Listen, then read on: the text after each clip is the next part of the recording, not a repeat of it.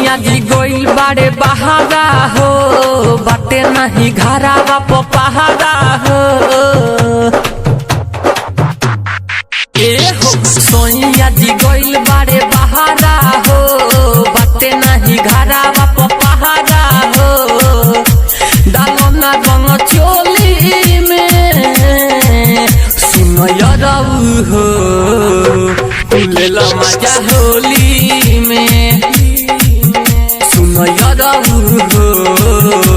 तू ले लो मजा होली में अरे ले लो हो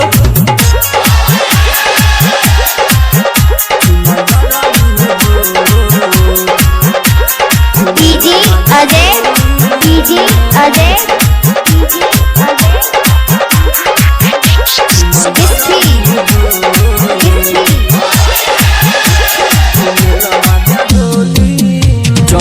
ले रही मजा नई हर में अब मिले नहीं पियावा के घर में जनी रह तू तो हमारा से दूरे आके मजा ले लो राजा भरपूरे जमल ले रही मजा नई हर में अब मिले नहीं पियावा के घर में छछनता हमारो चोली हो खेले खाती तोहारा से होली हो मिला लो तू कटोरी में सुनो यारऊ हो डालो ना रंग चोली में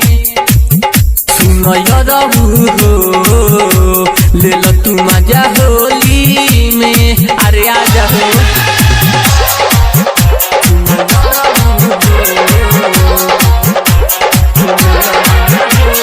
डीजे अजय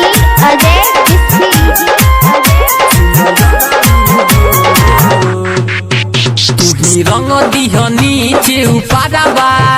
ओही जगे ढोड़ी के नियाराबा लके बारे नहीं मिठू न देवाराबा छोड़ी गईले नीरज बहाराबा तुम्ही रंगी हो नीचे उपाराबा ओही जगे चोली के नियाराबा राइटर जहुर खोली चोली हो नितेश के संगी छोड़ी हो